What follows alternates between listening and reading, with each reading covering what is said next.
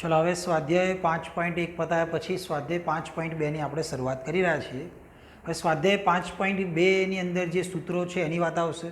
એ સૂત્રો કેવી રીતે બન્યા છે એ બધી વાત આપણે 11મા ધોરણમાં 13મા ચેપ્ટરમાં વિકલનની જે વ્યાખ્યા આવતી હતી એના ઉપરથી બધા સૂત્રો બને છે.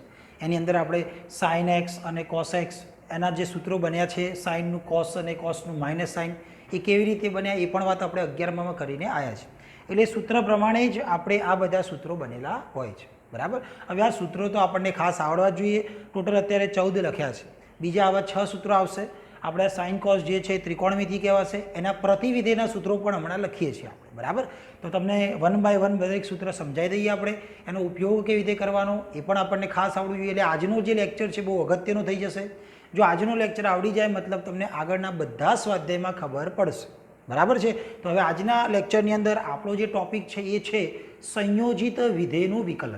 બરાબર. આ વિધેયનું વિકલન કહેવાશે. જેટલા પણ તમને વિધેય દેખાતા હશે અહીંયા એક્સની એન ઘાત છે, મતલબ ઘાતાંકીય વિધેય થઈ ગયું. બરાબર છે. એ રીતે e race to x, e raise to log x, બધા અલગ અલગ પ્રકારના વિધેય થયા જેમનું વિકલન બાજુમાં લખેલું છે.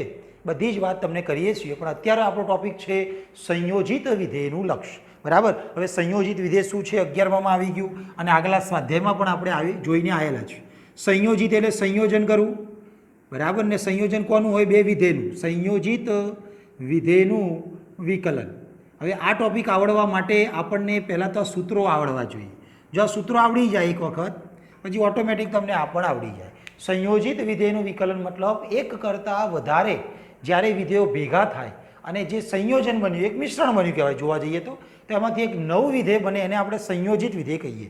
જે આપણે કહેતા હતા FO G, GO F, FO H, એ બધું વિધેય એને આપણે શું કહીએ? સંયોજિત વિધેય. મતલબ એક કરતાં વધારે વિધેયો ભેગા થાય અને જે નવું વિધેય બને છે એને શું કહેવામાં આવે? તો કે સંયોજિત વિધેય. ચલો પહેલાં હવે થોડાક સૂત્રોની વાત કરી લઈએ. એ સૂત્રોનો ઉપયોગ કરીને સંયોજિત વિધેયની અંદર આપણે પછી જઈ રહ્યા છીએ. બરાબર. ચલો તો સૌથી પહેલાં અહીંયા એક શબ્દ છે d/dx. હવે એનો મતલબ શું થાય જોઈ લેજો ખાસ. d/dx આનો મતલબ આપણે વાંચવાનું આ રીતે થાય એક્સની સાપેક્ષ વિકલન. બરાબર. આને આપણે આ રીતે વાંચશું એક્સની સાપેક્ષ. છેદમાં શું છે? એક્સ છે. ડી આ શેનો છે? ડિફરન્શિએશન. વિકલનને ઇંગ્લિશમાં ડિફરન્શિએશન કહેવાય. Differentiation with respect to x એટલે કે એક્સની સાપેક્ષ વિકલન. બરાબર. તો d/dx નો મતલબ મગજમાં નાખી દેજો એક્સની સાપેક્ષ વિકલન થાય. બરાબર. હવે d/dx ની સાથે કંઈ પણ આપ્યું હોય જેમ કે d/dx ની જોડે હું લખી દઉં એક્સની 3 ઘાત. તો હવે આનો મતલબ શું થઈ જાય? તો કે એક્સની 3 ઘાતનું એક્સની સાપેક્ષ વિકલન. ખાસ સમજો આ બધી વસ્તુ. એક્સની 3 ઘાતનું એક્સની સાપેક્ષ વિકલન. બરાબર. આમ તો આ વસ્તુ 11માં પણ આપણે આવી જ ગઈ છે. બરાબર. તો હવે જો આ એક્સની 3 ઘાત થઈ ગઈ એટલે અલગ અલગ વિધેય તમને અહીંયા દેખાશે. એના સૂત્રો આપણને આવડવા જોઈએ. એનો ઉપયોગ કેવી રીતે આપણે કરવો એના માટે ખાસ સૂત્રો આવડવા જોઈએ. ચલો આ પહેલું સૂત્ર છે એક્સની n ઘાત. બરાબર. કેટલી ઘાત છે? એક્સની n ઘાત. તો આનું વિકલન શું થઈ જશે? n આગળ આવશે, ઘાત આગળ આવશે અને 1 ઘાત ઓછી. એટલે આપણે આ રીતે યાદ રાખવાના છીએ. ઘાત આગળ 1 ઘાત ઓછી. ખાસ યાદ રાખજો એક્સની ઘાત એટલે કે ઘાતનું વિકલન. એક્સની ઘાતનું વિકલન. ઘાત આગળ 1 ઘાત ઓછી. તો તમે જોઈ શકો ને અહીંયા એક્સની કેટલી ઘાત છે? તો કે 3 ઘાત છે. તો આનું વિકલન શું થાય? ઘાત આગળ એટલે કે 3 આગળ અને 1 ઓછી. 3માંથી 1 ઓછા થાય તો કેટલા મળી જાય? 2. ખ્યાલ આવી જાય છે. ચલો એક બીજું નાનકડું ઉદાહરણ આપી દઈએ. એક્સની -3 લખી છે મેં. તો ફરીથી એ જ સૂત્ર એક્સની ઘાતનું સૂત્ર. ઘાત આગળ એટલે કે જો -3 આગળ આવશે તો -3 આગળ ઘાત જે પણ હોય -3 તો આગળ અને 1 ઘાત ઓછી. -3માં 1 ઓછા કરો, -3માં 1 ઓછા તો શું મળે? -4. તો ભૂલ ના પડે. એક્સની ઘાતનું વિકલન કેવી રીતે કરવાના આપણે? ઘાત આગળ 1 ઘાત ઓછી. તો આ રીતે આપણે યાદ પણ રાખવાનું છે. ચલો બીજા નંબરનું સૂત્ર છે એની અંદર શું લખવામાં આવ્યું છે? એની ઉપર એક્સ ઘાત. હવે આમાં ફરક શું છે? પહેલામાં એક્સની ઉપર ઘાત હતી અને બીજામાં એક્સ પોતે ઘાતમાં છે. દેખાય છે ને? એની ઉપર એક્સ મતલબ ઘાતમાં એક્સ હશે અને અહીંયા પહેલા જ સૂત્રમાં એક્સની ઉપર કંઈક ઘાત હશે. તો આવું જ્યારે પણ આવે ત્યારે એનો જવાબ જોઈ લો. એક ઉદાહરણ લખીએ. 5ની x ઘાત મેં લખી છે. બરાબર. અહીંયા શું છે? ઘાતમાં એક્સ છે. પેલામાં એક્સની 3 ઘાત એટલે એક્સની ઘાત હોય તો પહેલું સૂત્ર અને એક્સ પોતે ઘાતમાં હોય તો બીજું સૂત્ર. શું સૂત્ર કહે છે? એ રેસ ટુ એક્સનું વિકલન a raise to x into log a અને બેઝમાં ઈ. આ ઈ ના લખાય ક્યારેક ભૂલી જવાય તો ચાલે, એનો કોઈ માર્ક્સ નહીં કાપે. A raise to x log a base e. તો અત્યારે એની જેમ જ છે. આ એની એક્સ તો સામે એની એક્સ મતલબ આપણે 5ની એક્સ તો 5ની એક્સ જ આવે. લોગ આમાં એ છે એની જગ્યાએ આપણે 5 છે તો 5 બેઝમાં ઈ. ખ્યાલ આવે છે? એટલે પહેલું સૂત્ર એક્સની ઘાત માટે ઘાત આગળ એક ઘાત ઓછી. બીજું સૂત્ર એક્સ પોતે ઘાતમાં હોય ત્યારે એ રેસ ટુ એક્સનું a raise to x log a. ચલો ત્રીજા નંબરનું સૂત્ર છે ઈ રેસ ટુ એક્સ. સૂત્ર તો ઉપરના જેવું જ દેખાય ને, આ એક્સ ઘાતમાં હતી, અહીંયા પણ એક્સ ઘાતમાં છે તો આનો જવાબ પણ તમે સામે જુઓ ઈ રેસ ટુ એક્સ આવે અને બાજુમાં લોગ ઈ બેઝ ઈ આવે. બરાબર? D by d x e raise to x. આનું સૂત્ર પહેલાંની જેમ જ બીજા નંબરની જેમ e raise to x log e બેઝમાં શું લખવાનું ઈ. પણ આનો જવાબ લોગના નિયમ પ્રમાણે શું થઈ જાય છે? તો 1. બરાબર? અહીંયા જો બંને કિંમત સરખી હોય તો એ વસ્તુનો જવાબ શું થઈ જાય? તો કે 1 થઈ જાય. તો ટૂંકમાં આ 1 થઈ જાય એટલે નીકળી જાય તો વધે શું ખાલી આપણી જોડે ઈ રેસ ટુ એક્સ. તો ઈ રેસ ટુ એક્સનું વિકલન ઈ રેસ ટુ એક્સ. બરાબર? આપણે યાદ રાખશું ઈ રેસ ટુ સમથિંગ તો જવાબ પણ શું આવે? ઈ રેસ ટુ સમથિંગ. આ એટલા માટે કે હમણાં આપણે જ્યારે સંયોજિત વિધેયનું વિકલન કરવાનું આવશે ત્યારે આ વસ્તુ તમે એ રીતે યાદ રાખેલી હશે તો દાખલા ગણવા થોડાક સહેલા પડશે. બરાબર? તો ઈ રેસ ટુ સમથિંગ તો જવાબ પણ શું આવે?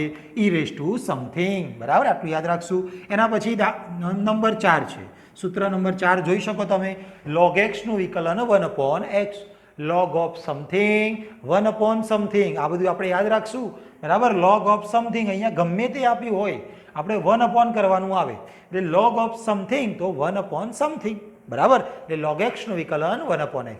પહેલું સૂત્ર એક્સની ઘાત માટે ઘાત આગળ એક ઘાત ઓછી. બીજું સૂત્ર ઘાતમાં એક્સ હોય એટલે કે એ રેસ ટુ એક્સ એનું વિકલન a raise to x log a. ત્રીજું સૂત્ર ઈ રેસ ટુ એક્સનું e raise to x e raise to something તો e raise to something. Number 4 log of something તો 1/સમથિંગ. બરાબર? તો લોગ એક્સનું 1/x. એના પછી નંબર 5 છે એક્સ. આ ખરેખર સૂત્ર ના કહેવાય પણ આપણે બનાવી દીધું. કેમ? કારણ કે વારે ઘડી આપણે આનો ઉપયોગ કરવાનો આવશે. તો એક્સ એટલે એક્સની કેટલી ઘાત કહેવાય? એક જ ઘાત કહેવાય. બરાબર ને? આ એક્સની એક જ ઘાત એનું આપણે વિકલન લેવું હોય તો કયો નિયમ લાગે? એક્સની ઘાતવાળો. એક્સની ઘાતવાળો નિયમ શું કહે છે? ઘાત આગળ એટલે કે એક આગળ અને એક ઓછી કરો એટલે 1 - 1 થઈ જાય. હવે કોઈપણની 0 ઘાત થવાની ને 1 એક્સની 0 કોઈપણની 0 ઘાત તો શું આપે? જવાબ 1 આપે. 1 × 1 શું થઈ જશે? તો કે 1. તો એક્સનું વિકલન શું થઈ જાય? 1. હંમેશા માટે એક્સનું વિકલન શું થઈ જશે? 1. આપણે વારે વારે આનો ઉપયોગ કરવાના છે એટલે આપણે એક સૂત્ર જ બનાવી દીધું કે એક્સનું વિકલન શું થઈ જશે? 1. બાકી એ ક્યાંથી બને છે? તો સૂત્ર નંબર 1 પર. એના પછી છે નંબર 6 રૂટ એક્સ. એટલે કે એક્સની કેટલી ઘાત? રૂટ એટલે 1/2. બરાબર? રૂટ એક્સ એટલે એક્સની 1/2 એટલે આ પણ પહેલા સૂત્રની જેમ જ બનેલું છે. ઘાત આગળ એટલે 1/2 આગળ આવે. એક ઘાત ઓછી એટલે 1/2 માંથી એક ઓછા થયા. અહીંયા એક ઓછા થાય તો કેટલા થઈ જાય? -1/2 ને. હવે માઇનસને પ્લસ કરવા હોય તો છેદમાં ઉતારવા પડે એટલે 1/2 તો આપણી જોડે હતા અને આને મેં છેદમાં ઉતારીને પ્લસ કર્યા. પણ 1/2 ઘાત એટલે તો વર્ગમૂળ એટલે આ શું થઈ જશે? વર્ગમૂળ. એટલે રૂટ એક્સનું વિકલન શું થઈ જાય છે? 1/2 રૂટમાં એક્સ. તો આપણે યાદ રાખવાનું છે કારણ કે વારે વારે આપણે ઉપયોગ લેવાના છે. તો રૂટ એક્સનું વિકલન 1/2 રૂટ એક્સ. શું યાદ રાખશું? રૂટ ઓફ સમથિંગ તો 1/2 રૂટ સમથિંગ. બરાબર? રૂટમાં કંઈ પણ આવે તો એનું વિકલન 1/2 રૂટ. એટલું યાદ રાખવાનું. રૂટનું વિકલન 1/2 રૂટ. પછી રૂટમાં જે હોય અહીંયા આપણે લખવાનું થાય. ખ્યાલ આવી જાય છે? ચલો એના પછી 1/x છે તો આની જેમ જ થયું 1/x એટલે જે છેદમાં x હોય આ રીતે છે 1/x. આપણને ખબર છે કોઈ પણ વસ્તુ છેદમાં હોય ઉપર લેવી તો શું કરવું પડે? -1. બરાબર? તો આ ઘાતનું વિકલન થઈ ગયું. ઘાત આગળ એક ઘાત ઓછી તો -1 આગળ આવી જાય. એક ઓછા કરવાના. -1 હતા અને એક ઓછા એટલે -1 બીજા. તો -1 અને એક્સની કેટલી ઘાત? -1 તો લખવાની જરૂર ના હોય એટલે ખાલી માઇનસ લખ્યા અને એક્સની માઇનસને પ્લસ કરવા મેં નીચે ઉતાર્યા તો 1/ કેટલા થઈ ગયા? એક્સની +2. તો આ થઈ ગયો જવાબ. તો 1/xનું વિકલન -1/x². તો 1/xનું વિકલન -1/x². એટલે આ બધા સૂત્રો એવા છે 5, 6, 7 જેનો આપણે વારે વારે ઉપયોગ કરવાના. એટલા માટે એને આપણે એક સૂત્ર જ બનાવી દીધું. બાકી એ બધું ક્યાંથી બને છે? પહેલા સૂત્ર પર. બરાબર છે. એટલે એક્સનું વિકલન 1 છે, રૂટનું વિકલન 1/2 રૂટ છે, 1 સમથિંગનું વિકલન -1 સમથિંગનો સ્ક્વેર. બરાબર. 1/x શું થઈ જશે? -1/x². એટલે સમથિંગનું 1 સમથિંગનું વિકલન -1 સમથિંગનો સ્ક્વેર. એના પછી નંબર 8 છે dy/dx ઓફ c એટલે કોન્સ્ટન્ટ. કોન્સ્ટન્ટ એટલે અચળ. તો એકલા અચળનું વિકલન 0. બરાબર. એ અચળ એકલા જ હોવા જોઈએ, એની જોડે કોઈ પણ x વાળું પદ ના જોઈએ. એટલે કે આ રીતનું છે. જો d/dx ઓફ એકલા હું 5 લખું, 5 તો અચળ કહેવાય, તો અચળનું વિકલન શું થઈ જશે? 0 થઈ જશે. બરાબર છે. પણ જો આવું આવી જાય કદાચ 5x ની જોડે 2, તો તમારે ખાસ સમજવાનું આ એકલા અચળ ના કહેવાય, આને એકલા અચળ કહેવાય. અને આમાં અચળની સાથે કંઈક ગુણાયેલું છે, મતલબ આ એકલા અચળ નથી. અહીંયા ખાલી એકલા અચળ હોય તો એનું વિકલન 0 થાય. આપણે અહીંયા એકલા અચળ નથી, એની બાજુમાં x² ગુણાયેલા છે. તો આવા આપણે દાખલા ગણવાના જ છીએ. તો આવા દાખલાઓમાં શું કરવામાં આવે? તો જ્યારે અચળની સાથે કંઈક x વાળું પદ ગુણાયેલું હોય ત્યારે એ અચળને બહાર કાઢવામાં આવે તો એ બહાર આવી જાય. બરાબર. અને વધ્યું શું? તો કે x ની 2 ઘાત. હવે x ની 2 ઘાતનું વિકલન, ઘાત આગળ એક ઘાત ઓછી પ્રમાણે 2 આગળ આવી જાય, 1 ઓછા 2 માંથી 1 જાય તો 1, જે ઘાતમાં લખવાની જરૂર નથી. એટલે x² નું વિકલન 2x અને 5 દુ શું થઈ જશે? 10x. તો આપણે આ રીતે એનું વિકલન કરશું. બરાબર. દાખલામાં આપણે ઘણા બધા દાખલા આ રીતના ગણવાના છે. એટલે શું યાદ રાખવાનું? એકલા અચળનું વિકલન 0. તો આ એકલા હોય તો જ 0. એની સાથે કંઈ ગુણાયેલું હોય, ભાગાકારમાં કંઈક આપ્યું હોય x વાળું પદ, તો એનું વિકલન 0 થશે નહીં. તો ખાસ યાદ રાખવાના છે તમારે આ બધા સૂત્રો. બરાબર. હવે આપણે ત્રિકોણમિતિમાં જઈ રહ્યા છીએ. ત્રિકોણમિતિના આપણી જોડે ટોટલ 6 વિધેય છે. 6 એ 6ના વિકલનના સૂત્રો છે. બરાબર. યાદ રાખવાનું છે. જો એક ખાસ પેટર્ન આવી છે કે જ્યાં cos એટલે કે c લાગતા હશે, અહીંયા પણ c છે, અહીંયા પણ c છે ને અહીંયા પણ, તો ત્રણેય c વાળા વિધેયનું વિકલન માઇનસ આવશે. તમે જોઈ શકો ને, ત્રણેય c વાળા, કોસેક ગણો, કોટ ગણો કે કોસ ગણો, ત્રણેયના વિકલનમાં શું આવે છે? આગળ માઇનસ આવે છે. બરાબર. તો ત્રણેય જે 6 વિધેય છે એમાંના 3 વિધેયમાં c આવે, એ ત્રણેયનું વિકલન શું આવે છે? માઇનસમાં. બાકીના 3નું પ્લસમાં. સૂત્ર તો યાદ રહેવા જ છે. સાઇનનું વિકલન કોસ કરશું, કોસનું વિકલન માઇનસ સાઇન કરશું, ટેનનું sec², કોટનું માઇનસ cosec², પછી સેક આવે, સેકનું sec × tan. યાદ રાખશું, સેકનું વિકલન sec × tan, કોસેકનું વિકલન માઇનસ કોસેક × cot. શું યાદ રાખશો? કોસેકનું વિકલન માઇનસ કોસેક × cot, મતલબ ગુણાકાર કરવાનું, કોસેક ગુણ્યા કોટ. પછી અહીંયા જે x આપ્યા હોય એ તો બંને વિધેય સાથે આપણે લખવા જ પડે. બરાબર. તો આ થઈ ગઈ વાત ત્રિકોણમિતિની. બરાબર. તો આપણને આટલા સૂત્રો ખાસ આવડવા જોઈએ, તો જ આપણને સંયોજિત વિધેયમાં ખબર પડશે. હવે તમને આપણે લઈ રહ્યા છીએ સંયોજિત વિધેયની અંદર. બરાબર. ચલો, તો હજી 6 સૂત્રો બાકી છે. હમણાં છેલ્લે વાત કરીએ. બરાબર છે. બાકીના જે 6 ત્રિકોણમિતીય પ્રતિવિધેય છે એના સૂત્રો બાકી છે, પણ એની વાત આપણે થોડીક વાર રહીને કરીએ છીએ. ચલો, તો હવે સંયોજિત વિધેયનું વિકલન. સંયોજિત વિધેય એટલે ચલો એક માની લઈએ, એક વિધેય લઈ લઈએ આપણે fog કરીને, fog ઓફ x. હવે આનું મારે શું લેવું છે? વિકલન x ની સાપેક્ષમાં. એટલે આને શું લખીએ આગળ? d/dx. ખ્યાલ આવી જાય ને? ચલો, હવે આ fog ને આપણે શું લખતા હતા? તો આપણને ખબર છે શું લખતા હતા? f o કાઢીને કૌંસ, o કાઢીને આ રીતે કૌંસ કરતા હતા. બરાબર. હવે આનું વિકલન આપણે લેવાનું. ખાસ સમજજો. બરાબર. આની કંઈ જરૂર નથી આપણે એટલી બધી, પણ આપણે જે સૂત્રો છે, બરાબર, જે હવે તમે હમણાં ગણશો એની અંદર આ બધાનો ઉપયોગ કેવી રીતે કરવો સંયોજિત વિધેયમાં, એના માટે આ લખેલું છે. f ઓફ gx, મતલબ 2 વિધેય છે આપણી જોડે. એક વિધેય f છે, બીજું વિધેય g છે. બંને એકબીજા સાથે જોડાયેલા છે. જોડાયેલા હોવું અને ગુણાકારમાં હોવું બંનેનો મતલબ અલગ થાય. હમણાં તમને એક ઉદાહરણ આપીને સમજાવીએ છીએ. બરાબર. ગુણાકારમાં હોવું અને એકબીજા સાથે જોડાયેલા હોવું બંનેનો મતલબ અલગ થાય. તો fની સાથે g ઓફ x જોડાયેલા છે. તો આનું આ સંયોજિત વિધેયનું વિકલન કેવી રીતે કરવું? તો વિકલનની અંદર આપણે યાદ રાખવાનું છે, સંયોજિત વિધેયના મોટાભાગના બધા દાખલા સંયોજિત વિધેયવાળા જ હશે. તો દરેક વિધેયનું વિકલન કરવું. પહેલો વિધેય કયું દેખાય? f. તો fનું વિકલન એટલે f'. એની બાજુમાં જે હોય લખવાનું જ છે. બરાબર. કારણ કે એ તો એની સાથે જોડાયેલું જ છે, તો એ તો દર વખતે એની જોડે આપણે લખવાનું જ. હવે એની બાજુમાં g ઓફ x જોડાયેલા. બરાબર. પહેલા વિધેય f હતું તો fનું વિકલન કર્યું. હવે એની બાજુમાં કોણ જોડાયેલું છે? g. તો એનું વિકલન બાજુમાં એટલે કે g' ઓફ x. ખબર પડે છે? બરાબર. પહેલા fનું વિકલન f' ઓફ gx, કારણ કે બાજુમાં જે જોડાયેલું હોય તો લખવાનું જ છે. પછી આવે જીનું વિકલન, એ બાજુમાં ગુણાકારમાં જ આપણે લખવાનું, આ ઇન્ટુ કરવાના, અને જી ઓફ એક્સનું વિકલન શું લખવાનું બાજુમાં, જી ડેશ ઓફ એક્સ. તો આપણને આ સંયોજિત વિધેયનું કેવી રીતે વિકલન કરવું એ આપણને આવડવું જોઈએ. હવે આનું તમને ઉદાહરણ આપીએ તો તમને વધારે ખબર પડશે. ચલો તો ધ્યાન રાખી દઈએ ઉદાહરણમાં કેવી રીતે આપણે ગણી રહ્યા છીએ. જોજો d/dx, ધ્યાન રાખશું સાઇન, અને આની અંદર ચાલો માની લો હું લઈ રહ્યો છું અત્યારે x² + x. ખાસ જોજો આવા જ ઉદાહરણના દાખલા આપણે હમણાં ગણવાના છીએ આ સ્વાધ્યાયમાં. તો સાઇન ઓફ x² + x, બરાબર. મતલબ શું થયું, આ સાઇનની જોડે આ x² + x જોડાયેલા છે, ખૂણાની અંદર જોડાયેલા છે. આપણને ખબર છે કે આપણે સાઇન થીટા લખીએ એમાં થીટાને શું કહીએ છીએ, ખૂણો. તો આ ખૂણાની જગ્યાએ શું આપવામાં આવ્યું છે, x² + x. મતલબ સાઇનની સાથે આ જોડાયેલા છે, મતલબ આને સંયોજિત વિધેય કહેવાય. તો હવે એનું વિકલન આપણે કેવી રીતે લેવું, તો હમણાં શું વાત કરી કે જેટલા પણ વિધેય તમને દેખાય એ દરેક વિધેયનું વિકલન કરવાનું. તો આપણે પહેલું કોણ દેખાય, સાઇન દેખાય છે, તો સાઇનનું વિકલન શું આવે, કોસ. બાજુવાળું જોડાયેલું છે જે લખવું જ પડે તો એની બાજુમાં x² + x લખી નાખવાનું.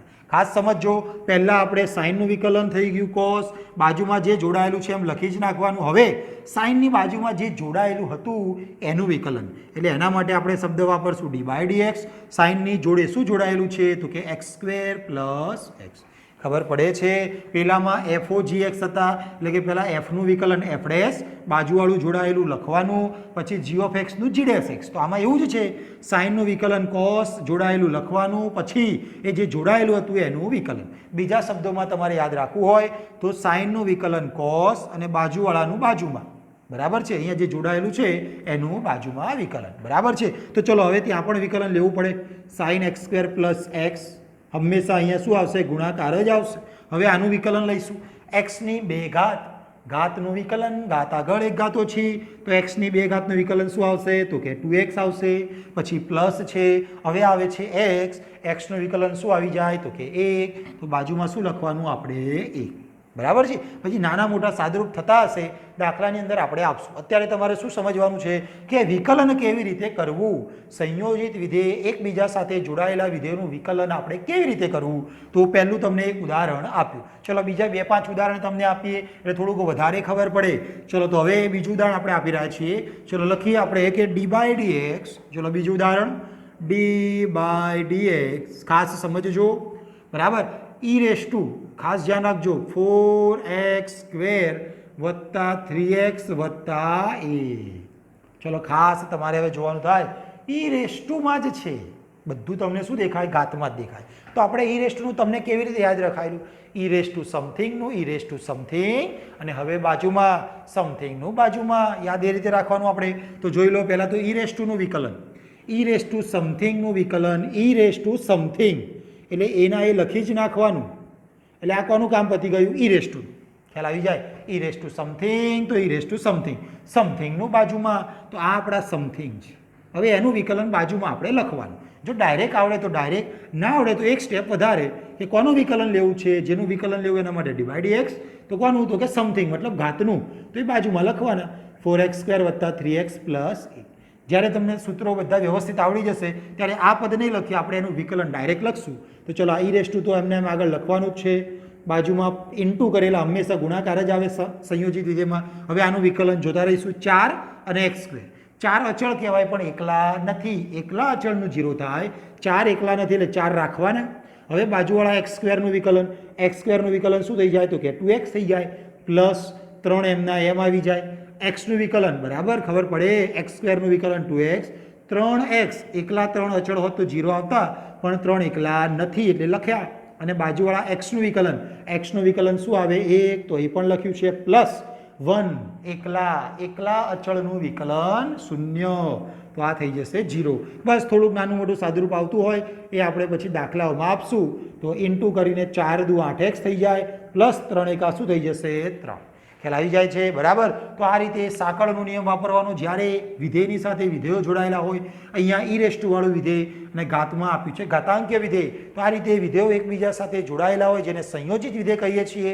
તો એમાં આપણે આ રીતે 1/1 બાજુમાં ગુણાકાર કરીને દરેકનું વિકલન લેવાનું થાય. ચલો બીજા 2-3 ઉદાહરણ તમને હજી આપીએ આપણે. તો સૌથી પહેલાં સમજો ખાસ. હવે એક નવું ઉદાહરણ લઈ રહ્યા છીએ નંબર 3 d/dx 2x² + 4x + 1 અને એની ઉપર મેં લખી ચલો 6 ઘાત. હવે ખાસ જોજો, ખાસ સમજો, d/dx જે પણ વિધેય તમને આપ્યું છે એની તમને શું દેખાય ઘાત.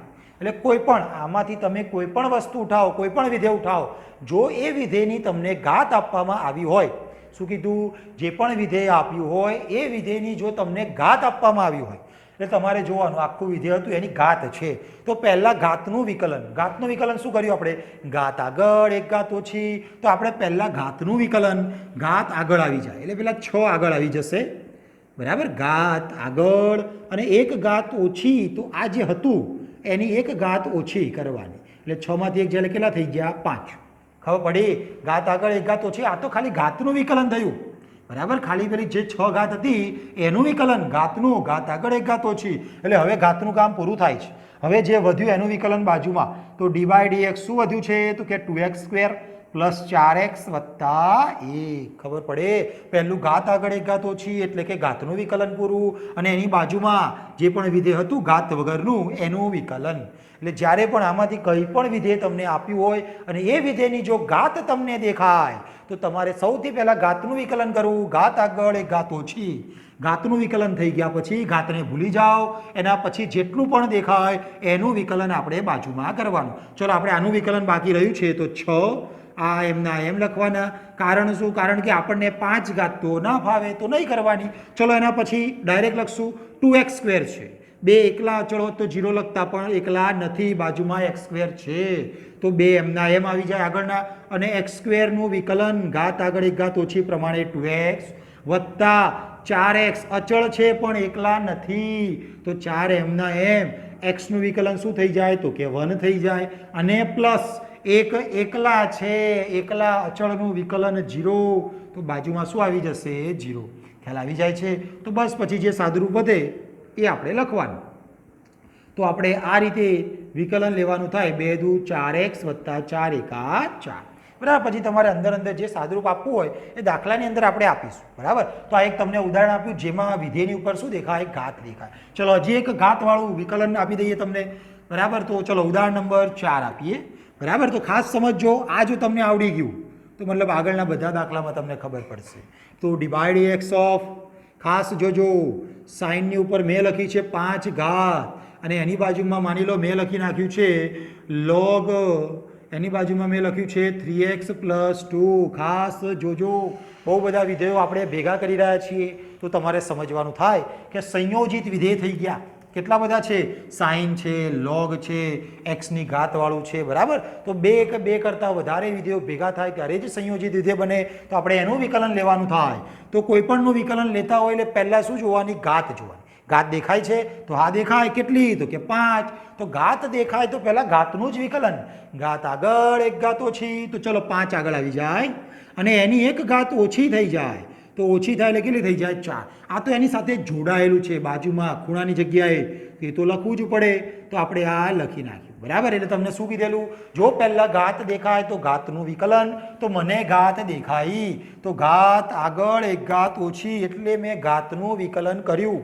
હવે ઘાતને ભૂલી જાઓ, તો ચલો 5ને હું ભૂલી જાઉં તો એના સિવાય જે પણ દેખાય એનું વિકલન ખાસ ધ્યાન રાખજો, બરાબર. તો ઘાત ભૂલી જાઓ તો આટલું વધે છે, જે વધે લખીએ તો સાઇનની બાજુમાં log, એની બાજુમાં 3x + 2.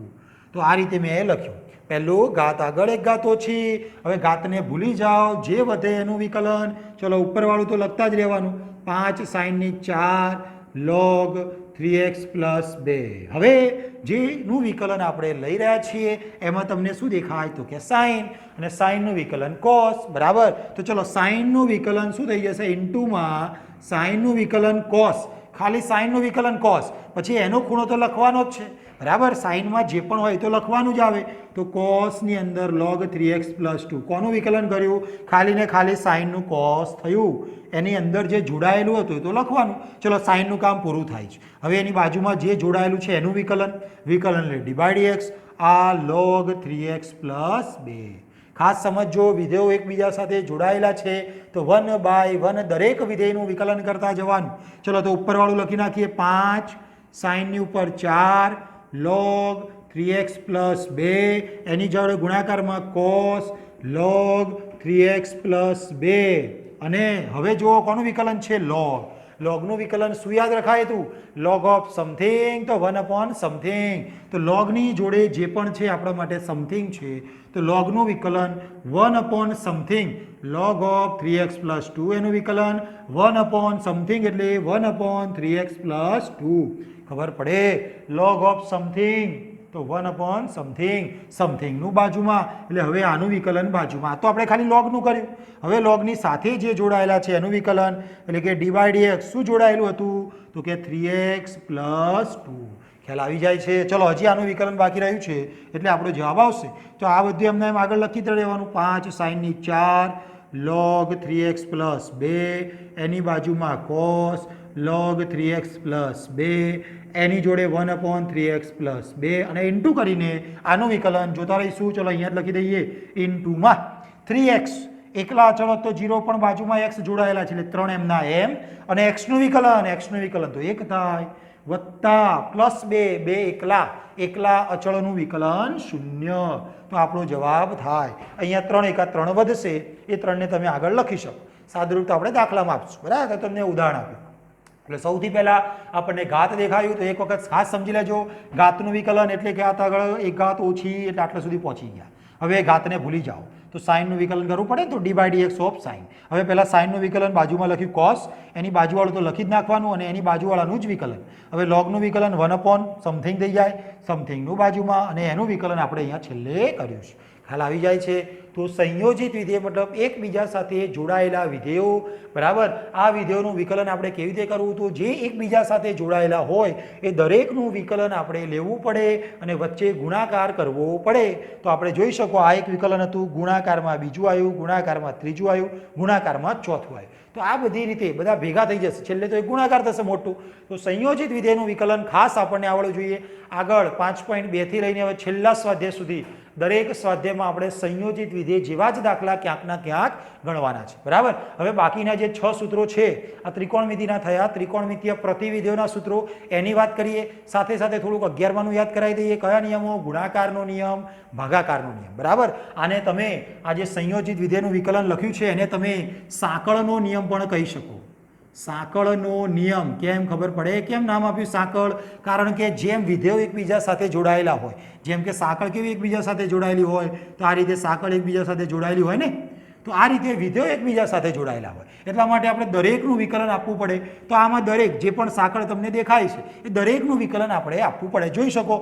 પહેલું સાઇન છે તો આ પહેલું રાઉન્ડ છે સાઇનનો છે બરાબર છે પછી પેલી ઘાત છે પછી લોગ છે ચલો બીજો રાઉન્ડ લોગનો લઈ લઈએ પછી 3x પ્લસ 2નો લઈ લઈએ મતલબ આ રીતે અલગ અલગ વિધેયો એકબીજા સાથે જોડાયેલા હોય જોડાય એટલે એક જાતની સાંકળ બને તો એને સાંકળના નિયમ કહેવામાં આવે છે એનું વિકલન જ્યારે લઈએ છીએ ત્યારે જે આ વિકલન લેવાની મેથડ થઈ જાય એને શું કહીએ છીએ આપણે તો કે સાંકળનો નિયમ એટલે સાંકળનો નિયમ છે શું તો કે સંયોજિત વિધેયનું વિકલન જ છે એક કરતાં વધારે વિધેયો એકબીજા સાથે ભેગા થાય અને એનું વિકલન લેવામાં આવે એને કહેવાય સંયોજિત વિધેયનું વિકલન જેને સાંકળના નિયમ તરીકે પણ આપણે ધ્યાનમાં લઈએ છીએ બરાબર તો આટલું તમે એક વખત વ્યવસ્થિત સમજીને લખી નાખજો બરાબર એના પછી આપણે ઉપરના જે બીજા 6 સૂત્રો છે એની વાત કરીએ અને સાથે સાથે ગુણાકારનો નિયમ અને ભાગાકારનો નિયમ તમને એક વખત યાદ કરાવી દઈએ ચલો હવે ત્રિકોણમિતિય પ્રતિવિધેયોના જે વિકલન છે એની વાત કરી લઈએ આપણે નવા સૂત્રો છે તમારા માટે જે 11માં નહોતા આવતા બાકીના સૂત્રો તો થોડાક 11માં આવતા હતા આ બીજા 6 સૂત્રો છે જે ત્રિકોણમિતિય પ્રતિવિધેયના વિકલનના સૂત્રો છે બધામાં d/dx લખ્યું છે એનો મતલબ છે xની સાપેક્ષ વિકલન પહેલું વિધેય છે sin ઇન્વર્સ x જેનું વિકલન 1/વર્ગમૂળમાં 1 - x² આપણને ખ્યાલ હશે હમણાં જે આપણે આગળનું જે સ્વાધ્યાય હતું 5.1માં બરાબર આપણને ખ્યાલ હશે કે આગળ બીજા નંબરના ચેપ્ટરમાં કે વર્ગમૂળમાં પાછળ -x² આવે તો આપણે x બરાબર સાઇન કાં તો કોસ ધારતા હતા બરાબર તો એ તમને અહીંયા દેખી શકાય sine inverse x cos inverse x બરાબર બંનેમાં છેદમાં શું આવે છે 1 - x² 1 - બંનેમાં ફરક શું આમાં પ્લસ છે ઉપર અને આમાં શું છે માઇનસ શરત શું થશે કે છેદ ન 0 થવો જોઈએ છેદ 0 થાય એના માટેની x ની કઈ કિંમત આવે +or -1 એ આપણે ના લઈ શકીએ બરાબર છે તો આ એક શરત છે શરત તો યાદ નહીં રાખો તો પણ ચાલશે સૂત્ર યાદ રાખવાનું છે, સાઇન ઇન્વર્સ ને કોસ ઇન્વર્સ બંનેનો જવાબ સરખો જ છે, ખાલી પ્લસ માઇનસનો ફરક છે. સાઇનમાં 1/√1 માઇનસ એક્સ સ્ક્વેર અને કોસની અંદર માઇનસ લાગે છે. બરાબર. એ જ રીતે આગળ ત્રીજું ને ચોથું સરખું છે. ટેન ઇન્વર્સ ને કોટ ઇન્વર્સ. ટેન ઇન્વર્સમાં 1/1 પ્લસ એક્સ સ્ક્વેર અને કોટ ઇન્વર્સમાં -1/1 પ્લસ એક્સ સ્ક્વેર. શું ફરક છે? ખાલી માઇનસ. એટલે આમાં પણ પેલાની જેમ જ છે, જેમાં સી આવતા હશે એ ત્રણેયના સૂત્રમાં શું આવતું હશે? તો કે માઇનસ આવતું હશે. બાકીના ત્રણમાં માઇનસ નથી આવતું. બાકીના ત્રણ સી વાળા જે વિધેય હશે, ત્રિકોણમિતિમાં લો કે ત્રિકોણમિતિય પ્રતિવિધેયમાં લો, એ ત્રણેયનો જવાબ શું આવશે? તો કે માઇનસ આવશે. એના પછી સેક ઇન્વર્સ છે 1/(x) વર્ગમૂળમાં એક્સ સ્ક્વેર માઇનસ 1. કોસેક ઇન્વર્સમાં માઇનસ લાગશે. બાકી સૂત્ર તો આના આ જ છે. આની અંદર છેદ 0 ન થાય એવી કિંમત ના લેવાય. તો છેદમાં 0 કઈ કિંમત આપે છે? તો કે x બરાબર 0 લેવાથી મળે, અને આમાં +or-1 લેવાથી મળે. તો એ કિંમતો આપણે લઈ શકીએ નહીં. તો આ ત્રિકોણમિતિય પ્રતિવિધેયના વિકલન થયા. બરાબર છે, જેનો ઉપયોગ આપણે દાખલાઓની અંદર આગળના સ્વાધ્યાયોમાં કરશું. અત્યારે નથી આવતો, આગળના સ્વાધ્યાયમાં આપણે આનો ઉપયોગ કરશું. જોડે જોડે તમને સૂત્રો લખાવી દે. બરાબર. ચલો હવે 11માનું થોડુંક તમને રિવાઇઝ કરાવી દઈએ, ગુણાકારનો નિયમ અને ભાગાકારનો નિયમ. તો ખાસ સમજી લેજો, પહેલાં આપણે વાત કરી રહ્યા છીએ ગુણાકારનો નિયમ. હમણાં આપણે આગળ વાત કરીને આવ્યા સાંકળનો નિયમ, હવે છે ગુણાકારનો નિયમ. બંનેને તમને ઓળખતા આવડવા જોઈએ, ભેગા ના થઈ જાય. ગુણાકારમાં બે વિધેયો એકબીજા સાથે જોડાયેલા ના હોય, એકબીજા સાથે ગુણાકારથી જોડાયેલા હોય. અને જ્યારે સાંકળના નિયમમાં વિધેયની અંદર જ વિધેય હોય, મતલબ એ રીતે જોડાયેલું હોય. ચલો ગુણાકારનો નિયમ સૂત્ર તમને યાદ હશે. ચલો યાદ ના હોય તો કરાવી દઈએ તમને. તો કે ડીx, બે વિધેય છે, એક યુ વાળું વિધેય અને આપણે બીજું નામ આપ્યું છે વી વાળું. કંઈ પણ હોઈ શકે, સાઇન એક્સની બાજુમાં કોસ એક્સ, એક્સની બાજુમાં સેક એક્સ, ગમે તે હોય. બે વિધેયો એકબીજા સાથે ગુણાકારમાં હોય તો ગુણાકારનો નિયમ શું હતો? પહેલું અચળ બીજાનું વિકલન વત્તા બીજું અચળ પહેલાનું વિકલન. તો પહેલું એટલે કે યુ અચળ, બીજાનું વિકલન એટલે કે dv/dx પ્લસ બીજું એટલે કે વી અચળ, પહેલાનું વિકલન એટલે કે du/dx. ખ્યાલ આવી જાય? આ આપણે સૂત્ર 11માં આવી ગયું. ચલો નાનકડા એક બે ઉદાહરણ તમને આપી દઈએ એટલે તમને થોડુંક વધારે યાદ આવી જાય. ચલો તો જોઈ લઈએ. dv/dx એની બાજુમાં આપણે લખી નાખીએ ચલો કે સાઇન એક્સ, અને એની બાજુમાં હું લખી દઉં ચલો log x. હવે આનું વિકલન શું કહે છે? વિકલનનો નિયમ ગુણાકારમાં જુઓ, સાઇન એક્સ અને log x, આને ગુણાકાર થયો કહેવાય. પણ જો હું આની જગ્યાએ આવું લખી દઉં સાઇનના કૌંસમાં log x, તો આને ગુણાકાર ના કહેવાય. આમાં સાઇનના વિધેયની અંદર જ log x ખૂણામાં જોડાયેલું છે. મતલબ અહીંયા સાંકળનો નિયમ લાગે અને અહીંયા સાઇન એક્સ આખા અલગ, log x આખા અલગ, વચ્ચે ગુણાકાર, તો એમાં ગુણાકારનો નિયમ. બરાબર. અત્યારે આપણે ગુણાકારના નિયમની વાત છે. શું કહે છે? પહેલું અચળ એટલે કે સાઇન એક્સ અચળ, બીજાનું વિકલન બીજું એટલે log x. log x નું વિકલન જરા યાદ કરો, 1/x બરાબર, log of something તો 1/something પ્લસ બીજું અચળ એટલે કે log x અચળ, પહેલાનું વિકલન એટલે કે સાઇનનું વિકલન, સાઇનનું વિકલન કોસ. તો આપણે આ બાજુમાં લખવાનું. સાદરૂપ પછી દાખલાઓની અંદર આપશું. આ ખાલી તમને ગુણાકારનો નિયમ કેવી રીતે વાપરવો એની વાત કરી. હવે એવું નથી કે ખાલી ગુણાકારના નિયમની અંદર સાંકળનો નિયમ ના આવે, ગુણાકારની અંદર પણ સાંકળનો નિયમ આવે. જોઈ લો, એક ઉદાહરણ આપીએ તમને. d/dx આ રીતનું તમને ઉદાહરણ આપવામાં આવ્યું હોય. ધારો કે માની લો અહીંયા સાઇન 3x + 2 છે, અને એની બાજુમાં માની લો ચલો આપણને આપવામાં આવ્યું છે e4x. શું દેખાય તમને? એક આ સાઇન વાળું વિધેય અને એક e વાળું વિધેય. બે વિધેય એકબીજા સાથે ગુણાકારમાં, એટલે આપણે ગુણાકારનો નિયમ વાપરશું. અને વચ્ચે ક્યાંક ના ક્યાંક સાંકળનો નિયમ પણ આવશે. જો તમે આગળ હમણાં સાંકળનો નિયમ સમજેલા હશો તો તમને હમણાં ફટાક લઈને જવાબ આવડી જશે. શું છે ગુણાકારનો નિયમ? પહેલું અચળ એટલે કે સાઇન 3x + 2 અચળ, બીજાનું વિકલન એટલે અત્યારે જો હું d/dx જ લખું છું, બીજાનું વિકલન એટલે કે e4x નિયમ પ્રમાણે લખી રહ્યા છે. બીજું અચળ એટલે કે e4x અચળ, પહેલાનું વિકલન એટલે કે સાઇન ઓફ 3x + 2, આનું આપણે લેવાનું છે વિકલન.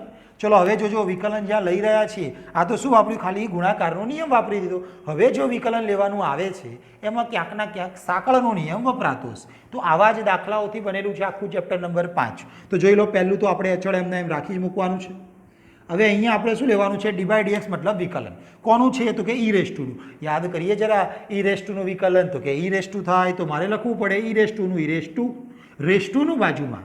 બરાબર ને? અહીંયા જે ઘાત હોય સાંકળના નિયમ પ્રમાણે e(x) નું e(x) બરાબર, ઘાતનું બાજુમાં. e(something) તો સમથિંગનું બાજુમાં. તો સમથિંગમાં શું છે? 4x, તો એનું વિકલન બાજુમાં.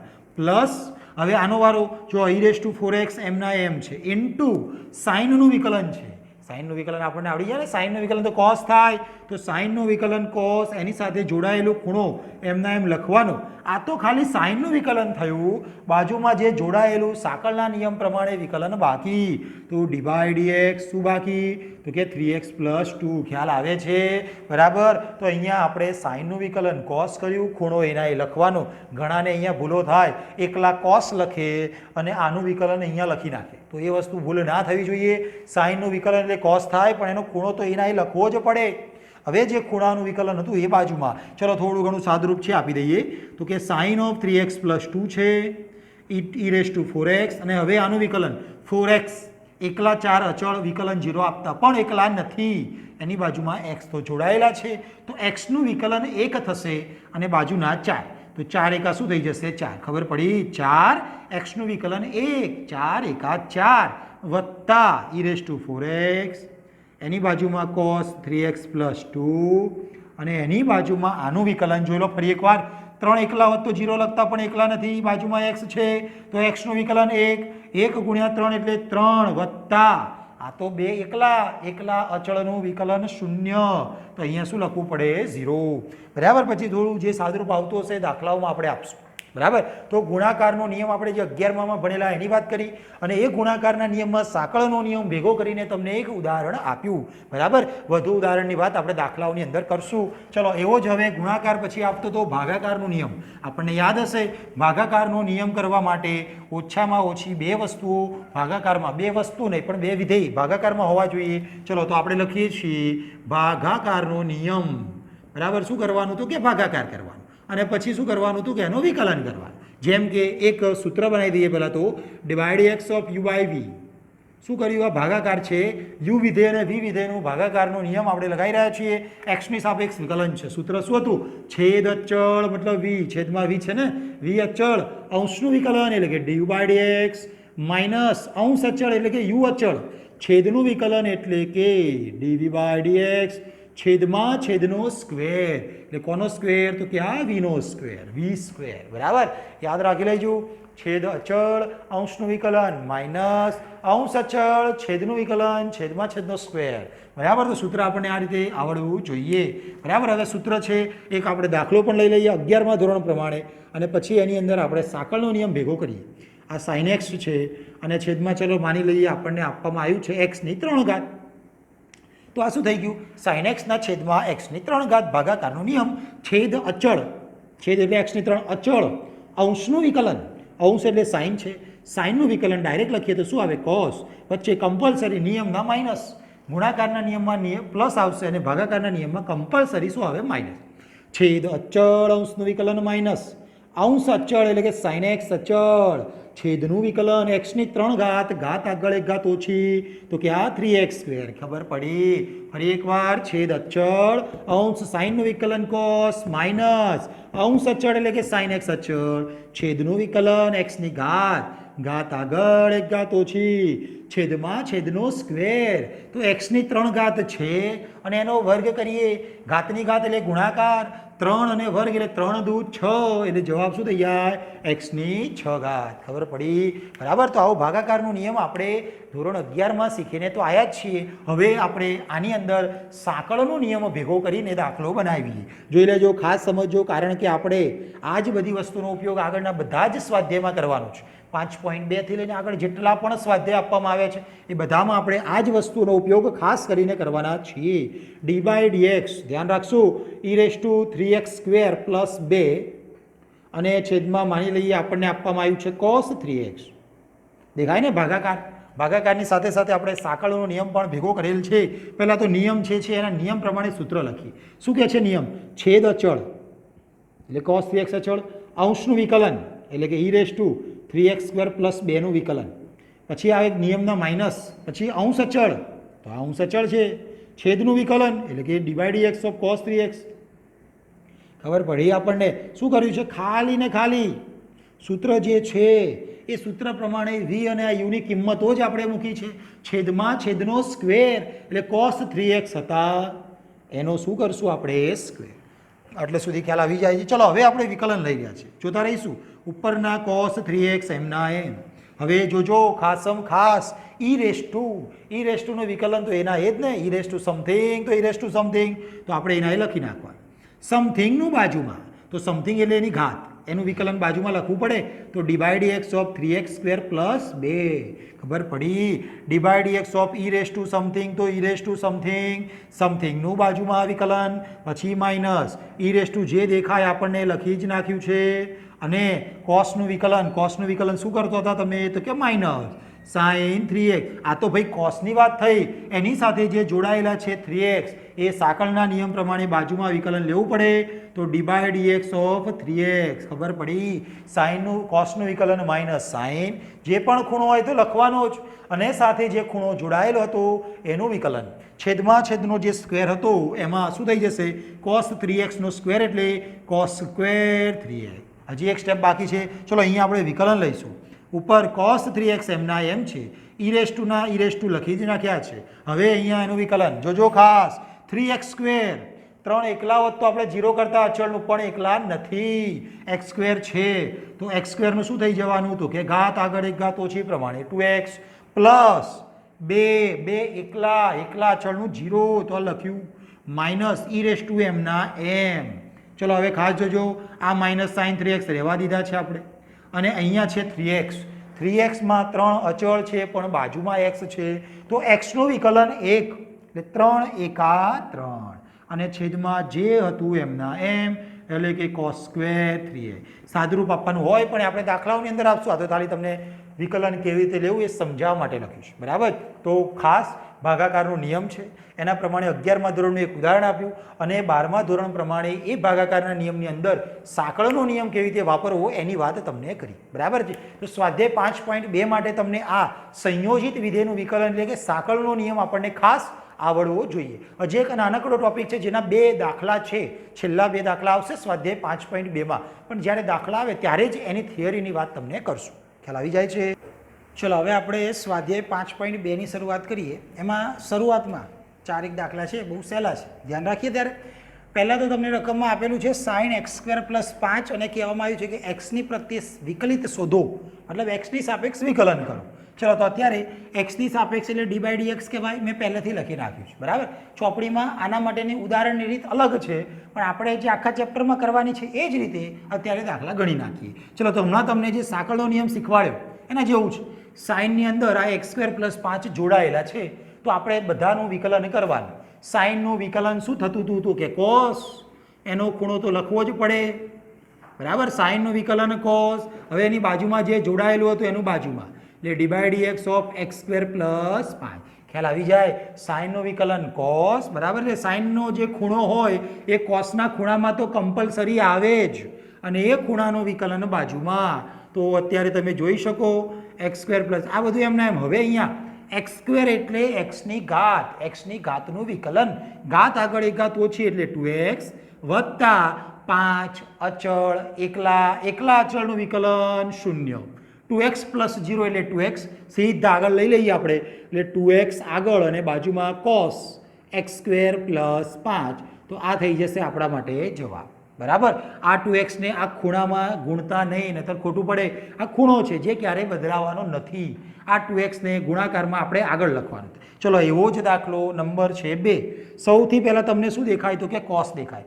કોસનું વિકલન માઇનસ સાઇન, ખાસ જોજો આપણે ખાલી આ કોસનું વિકલન માઇનસ સાઇન, બરાબર? એનો ખૂણો તો લખવો જ પડે, તો એનો ખૂણો લખી નાખ્યો. તો કોનું વિકલન થયું? આ કોસનું વિકલન માઇનસ સાઇન, ખૂણો એમના એમ. હવે બાજુમાં જે હતું એનું બાજુમાં વિકલન ddx, કોસનું કામ પૂરું ને, બાજુવાળા સાઇનનું વિકલન અહીંયા આપણે લખવાનું છે. હવે આ સાઇનનું વિકલન લેવાનું થાય તો minus sign of sine x એમના એમ છે, અને આ સાઇનનું વિકલન જે આપણને ખબર શું થઈ જાય? તો કે cos x. ખ્યાલ આવી જાય? આ cos અને આ સાઇનને અંદર ગુણવાનું નહીં, કારણ કે આ તો ખૂણો છે, બરાબર? એને અલગ રાખવા. પણ નાનું પદ આ છે, મતલબ એને હું આગળ લઈ લઉં તો માઇનસ આ નાનું પદ એકલું એટલે cos x, અને એના પછી આ sine of sine x, sine of sine x. તો આ થઈ જશે આપણા માટે જવાબ. બરાબર, બહુ સહેલું છે ને. બસ તમને ખબર પડી જોઈએ કયા વિધેયનું વિકલન કરવાનું, એની બાજુમાં શું આવશે અને એના પછી એનું સાંકળના નિયમ પ્રમાણે કયું વિકલન લેવું એ આપણને આવડવું જોઈએ. શરૂઆતના 2, 5, 10 દાખલા આપણે પ્રેક્ટિસ કરશું એમ તમને વધારે ફાવટ આવશે અને આખા ચેપ્ટરમાં મજા પડી જશે. ચલો એના પછી દાખલા નંબર 3ની વાત છે. આ તો એનાથી પણ સહેલો છે. પહેલું શું દેખાય તો કે સાઈનનું વિકલન કોસ ખૂણો એમના એમ. સાઈનનું કામ પૂરું. બાજુવાળાનું વિકલન ડી/dx શું છે બાજુમાં તો કે ax + b. ચલો તો કોની સાપેક્ષ વિકલન છે? એક્સની સાપેક્ષ. એક્સ સિવાયનું એબીસીડીમાં કંઈ પણ આવે તો આપણે એને અચળ જ ગણવાનું. તો તમે જોઈ શકો આગળ cos ax + b એમના એમ. હવે અહીંયા વિકલન લેવું છે તો એક્સનું વિકલન થવાનું એટલે a એમના એમ. એક્સનું વિકલન 1 + b અચળ એકલા અચળનું વિકલન 0. બરાબર, એની બાજુમાં ક્યાંય એક્સ નથી એટલે અચળ એકલા એટલે જવાબ 0. a × 1 એટલે a આવે, એને હું આગળ લખી દઉં તો a પછી cos અને પછી ax + b. તો આ થઈ ગયો આપણો જવાબ. ખ્યાલ આવી જાય? તો આ થયો દાખલા નંબર 3. દાખલા નંબર 4 ધ્યાન રાખશું, બહુ સરસ દાખલો છે. દાખલા નંબર 4 સેકની જોડે tan અને tanની જોડે √x. બરાબર, એકબીજા સાથે 3 વિધેયો જોડાયેલા છે. તો આપણને ત્રણેયનું પહેલાં તો વિકલન આવડવું જોઈએ. સેકનું દેખાય ને તમને? પહેલાં તો સેકનું વિકલન યાદ કરી લઈએ જરા થોડું.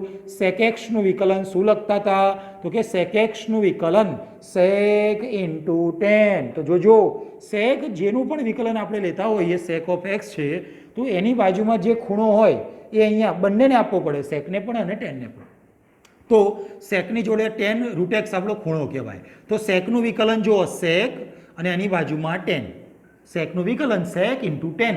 હવે એનો જે ખૂણો હતો સેકનો ખૂણો કયો હતો? tan √x. એ તો બંનેમાં લખવું પડે. tan √x અહીંયા પણ લખવા પડે અને અહીંયા tan √x અહીંયા પણ લખવા પડે. આ ખબર પડી ગઈ આ સ્ટેપમાં. સેકનું વિકલન શું થાય?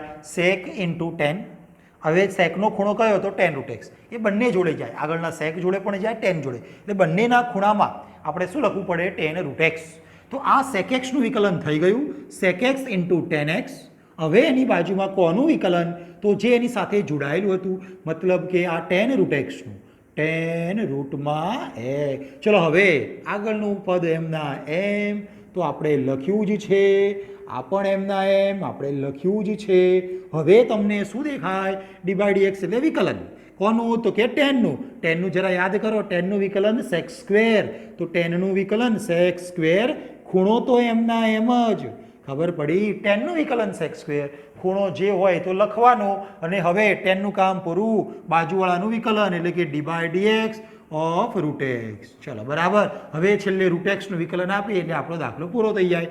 sec આગળનું બધું તો એમને એમ લખવાનું જ છે. tan √x tan √x. ચલો એના પછી આવી જાય sec² √x અને પાછું √x આવે છે. √x નું વિકલન આપણે સૂત્ર તરીકે યાદ દેખાવડાયેલું ને તમને. √x નું વિકલન 1/2 √x. 1/2 √x. તો આ થઈ જાય આપણો જવાબ. થોડું વ્યવસ્થિત લખવું હોય તો 1/2 √x ને સીધા આગળ લઈ લઈએ. તો આ આપણે આગળ લખ્યા 1/2 √x. પછી તમે sec² √x નાનું પદ લખવાનું આગળ એમ. તો sec² √x થઈ ગયા. પછી એની જોડે ગુણાકારમાં sec પણ છે ને tan પણ છે. એટલે ખાલી આગળ પાછળ પદો લખ્યા છે. પહેલાં નાનું, પછી એનાથી થોડુંક મોટું ને એના પછી થોડાક મોટા પદ.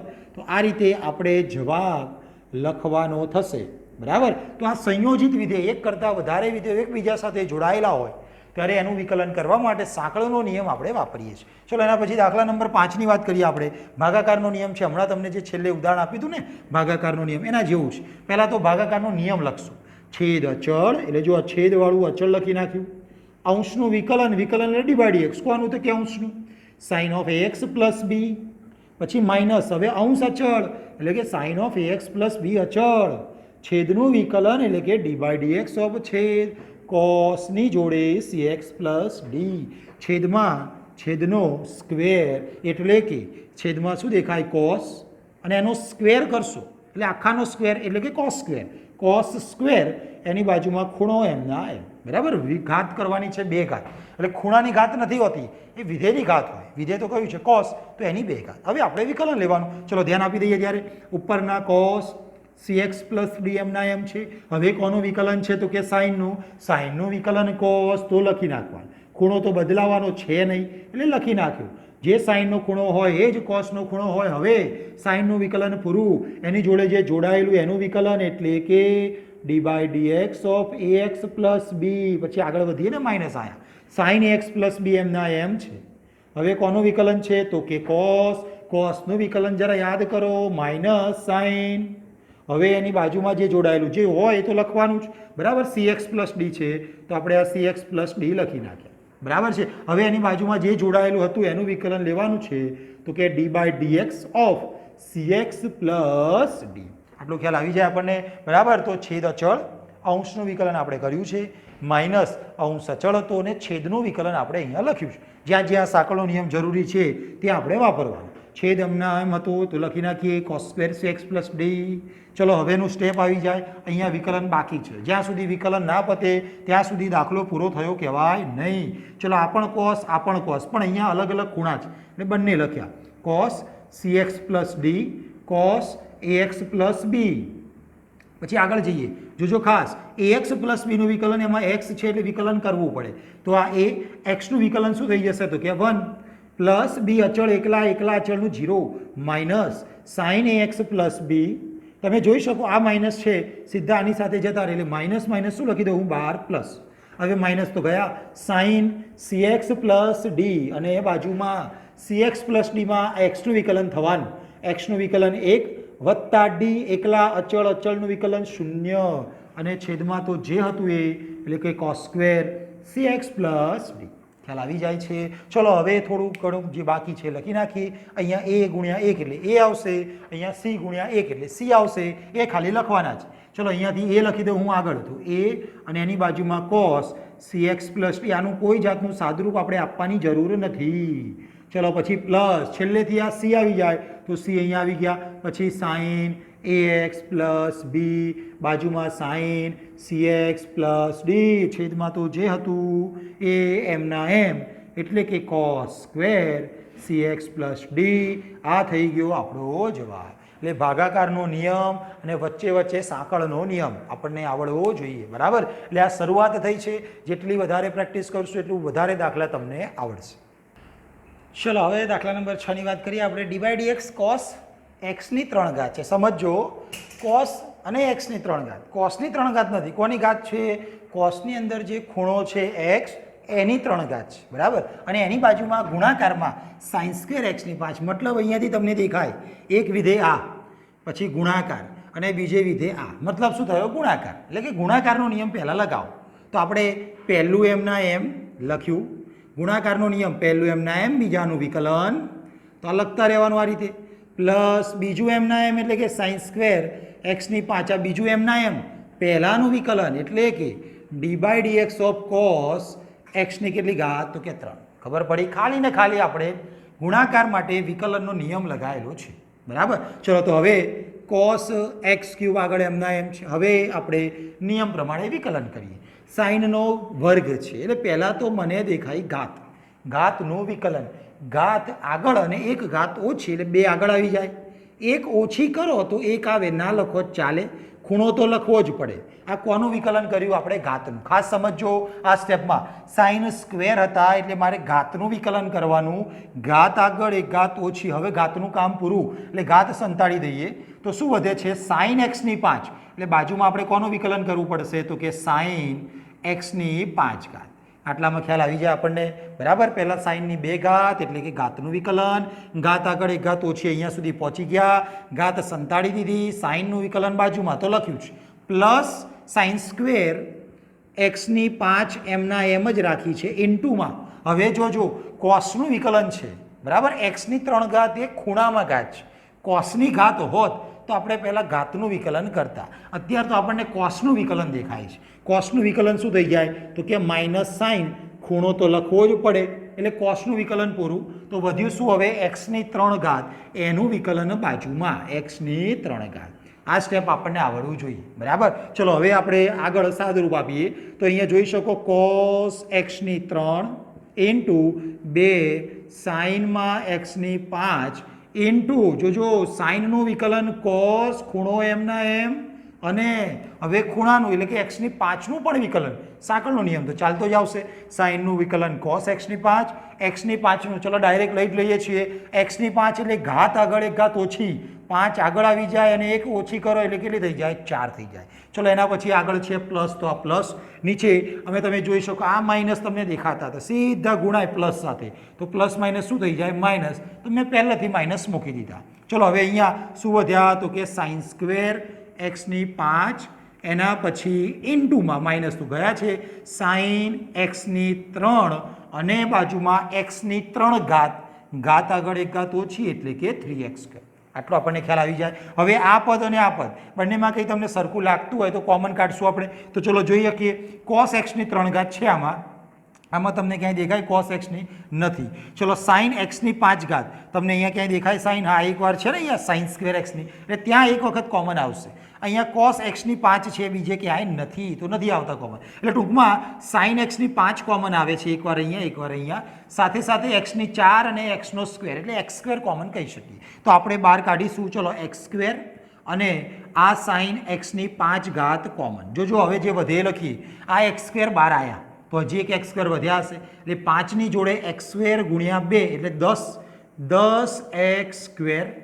હવે આ કોસ એક્સની 3 લખી નાખીએ આપણે અને એની બાજુમાં કોસ એક્સની 5 લખી નાખી, કારણ કે આ પદ તો આપણે બહાર કાઢી દીધેલું. ચલો હવે આગળના માઇનસ, જે કોમન કાઢે નહીં લખવાના, x² બહાર છે, સાઇન સ્ક્વેરમાંથી એક સાઇન બહાર છે એટલે એક સાઇન વધે અને એક સાઇન તો હતું જ, એટલે સાઇન એક્સની 5 ઘાત ઇન્ટુ સાઇન એક્સની 3 ઘાત.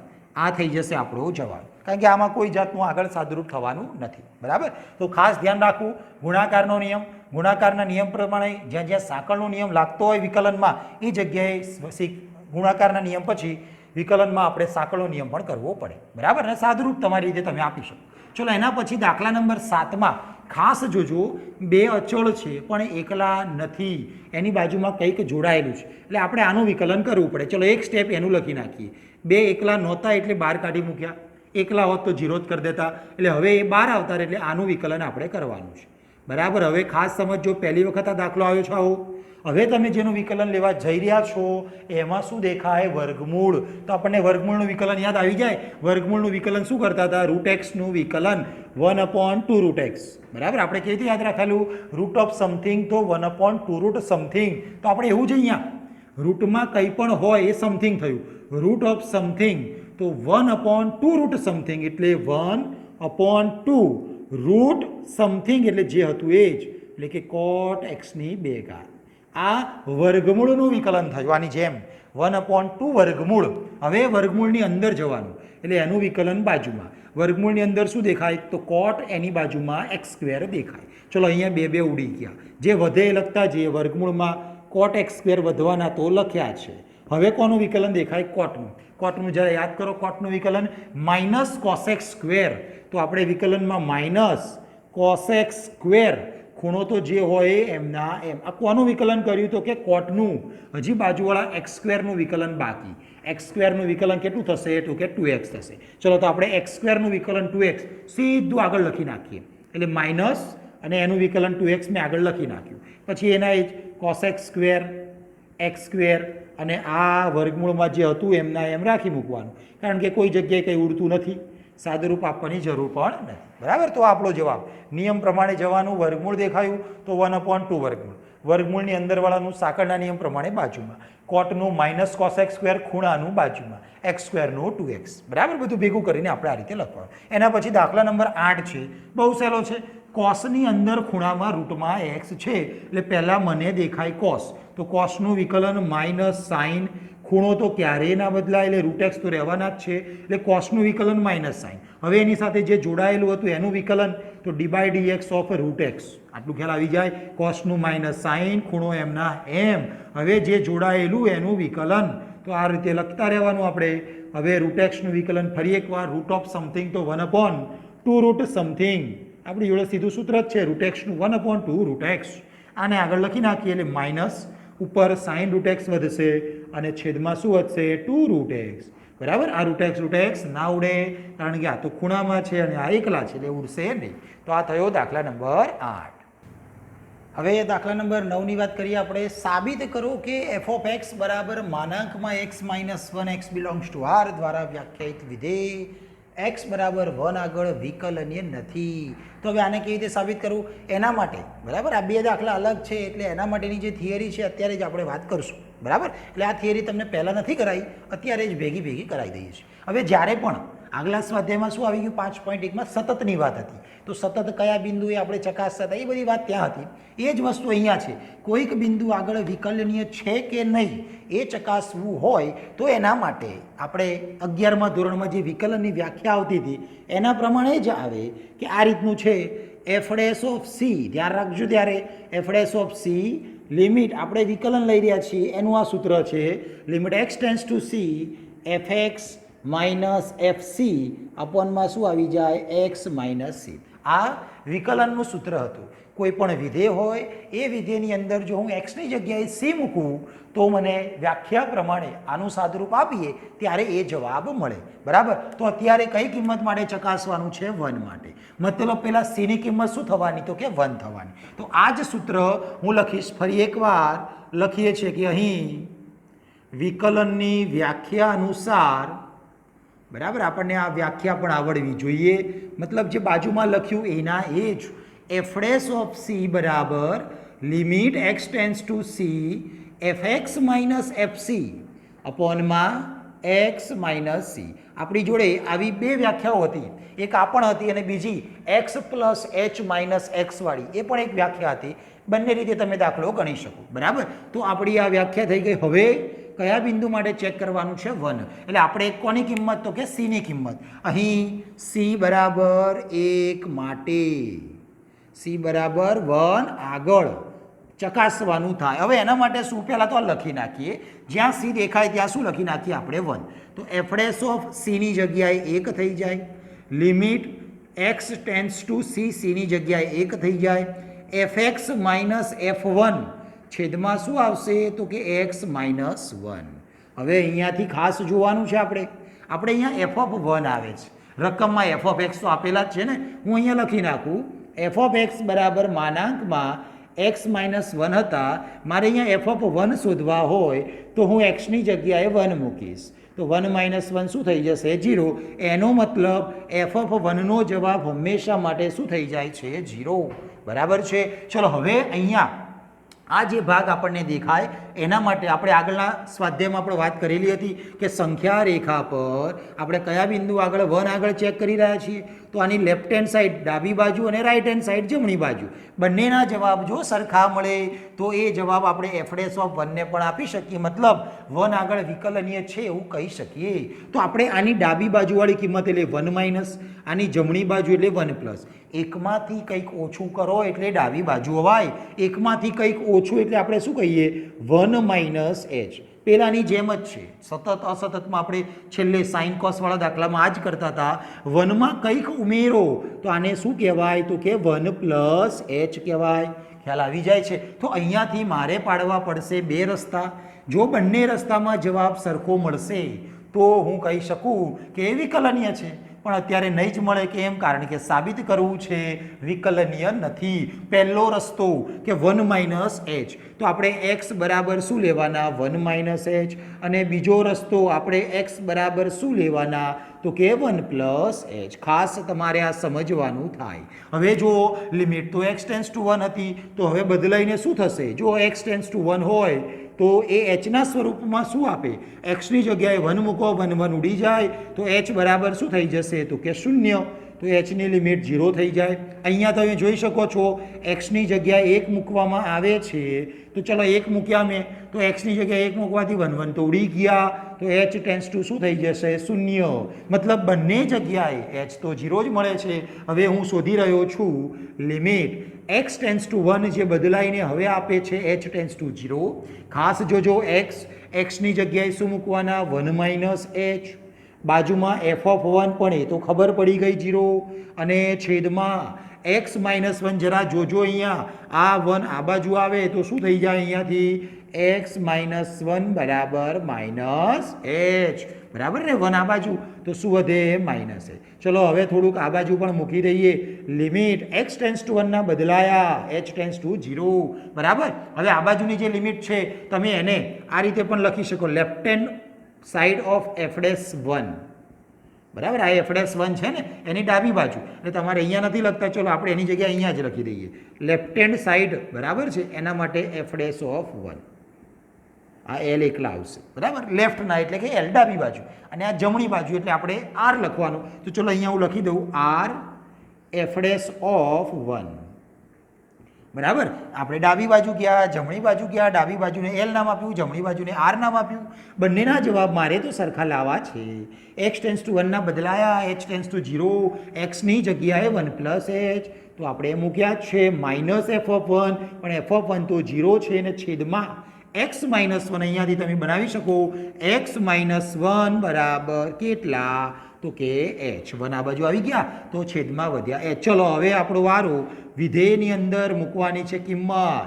જો વિધેય શું છે માનાંકમાં x માઇનસ 1, મને જ્યાં x દેખાય ત્યાં હું 1 માઇનસ h મૂકવાનો છું. તો માનાંક x ની જગ્યાએ 1 માઇનસ h, પાછળના માઇનસ 1 તો ખરા જ અને પાછળના 0 તો ના લખો ચાલે, છેદમાં માઇનસ h. જોઈ શકો તમે આમાં કંઈક તો ઉડે છે, 1 1 ઉડે, માનાંકમાં માઇનસ h વધે છેદમાં, પણ માનાંકનો મતલબ તો પ્લસ જ થાય તો આ તો પ્લસ h આપશે છેદમાં h ઉડે તો જવાબ શું આવી જાય તો કે 1 આવી જાય. હવે જઈએ ચલો બાજુમાં, ચલો અહીંયા પણ છેદમાં માઇનસ હતા, ભૂલ ના પડે. ચલો તો જવાબ શું થઈ ગયો આ તો -1 બરાબર. આપણે પેલા છેદના માઇનસ તો લખવાના, ઉપરના માનાંકના ચલો માઇનસ જાય પણ છેદના તો વધે. અહીંયા હવે limit h tense two 0, x ની જગ્યાએ મારે શું મૂકવાનું છે તો કે 1 પ્લસ h. માનાંક x દેખાયા, મેં મૂક્યા 1 પ્લસ h. કોની જગ્યાએ તો કે ખાલી x ની જગ્યાએ. -1 તો ખરા ને તો -1 પાછળના 0 ના લખો ચાલે, છેદમાં h. Limit h tense two 0 ભાઈ 1 1 તો ગયા, માનાંકમાં h છેદમાં h. માનાંકનો મતલબ પ્લસ એટલે આપણે ખાલી h છેદમાં h જવાબ શું આવ્યો 1. તો જોઈ શકાય અહીંયા તો માઇનસ ને ત્યાં તો પ્લસ, મતલબ f'1 માટે ડાબી બાજુ અને જમણી બાજુ સરખી મળતી નથી. વિકલનની વ્યાખ્યા પ્રમાણે જો બંનેના જવાબ સરખા મળ્યા હોત તો એ જવાબ આપણે f'1 ને આપી શકતા. આપણે ખાલી લખવાનું છે કે અહીં લેફ્ટ હેન્ડ સાઈડવાળા f'1 is not equal to right hand સાઈડવાળા f'1. મતલબ શું થયું, આપેલ વિધેય અહીં વિધેય f ઓફ x એ x બરાબર 1 આગળ વિકલનીય નથી. આ રીતે આપણે લખવાનું થાય. ખ્યાલ આવી જાય તો વિકલનની વ્યાખ્યાનો આપણે અહીંયા ઉપયોગ કરવાનો. 2 ભાગ પાડવાના. જો જવાબ સરખા તો વિકલનીય છે, જવાબ અલગ અલગ તો વિકલનીય નથી. ખ્યાલ આવી જશે. ચલો હવે દાખલા નંબર 10 ની વાત કરીએ આપણે. એ જ દાખલો છે પણ ત્યાં માનાંક હતો ને અહીંયા હવે બોક્સ આવી રહ્યું છે. બોક્સ એટલે આપણને ખબર છે. હવે એના માટેની લિમિટ 0 થી 3 આપી છે. 0 પછી 1 પછી 2 પછી 3.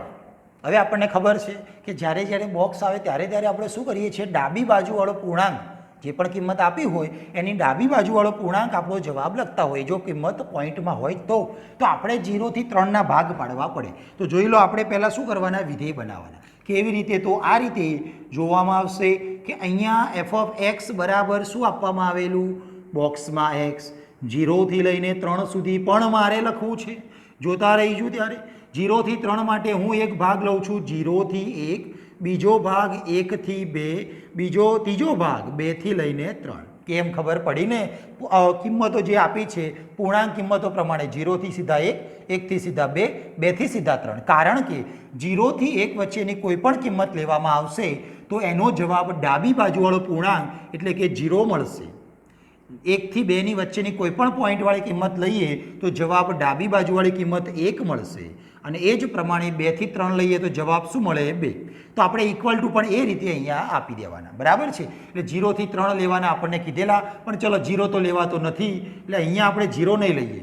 કારણ કે જે આપેલા છે 0 થી 1 એમાં 0માં સંવૃત અંતરાલ નથી, મતલબ કે ખાલી લેસ ધેન ઇક્વલ ટુ નથી. બરાબર છે. પણ જ્યારે આપણે એનો જવાબ લખીએ, આ તો x ની કિંમત થઈ, એના જવાબમાં તો 0 આવી શકે. એ આ 0 છે એ એક્સની કિંમત નથી, એ શું બતાવે છે? આ વિધેયનો જવાબ. આપણે તો એક્સની કિંમત 0 થી 3 લેવી છે, પણ વિધેયનો જવાબ તો ગમે તે હોઈ શકે. આપણે કયા બે બિંદુ આગળ ચકાસવું છે? 1 આગળ અને 2 આગળ. બરાબર. તો હવે 1 બાય 1 આપણે જઈશું. સૌથી પહેલા કયું બિંદુ લઈ લઈએ? x બરાબર 1 માટે. તો ચલો જોઈ લઈએ આપણે. x બરાબર 1 આગળ. બરાબર. તો હવે પહેલાની જે વિકલનની જે વ્યાખ્યા છે એના પ્રમાણે હું ડાયરેક્ટ સૂત્ર લખી દઉં. f' ઓફ x એની જગ્યાએ 1. f' c આવતા હતા ને, c ની કિંમત શું લીધી છે આપણે? 1.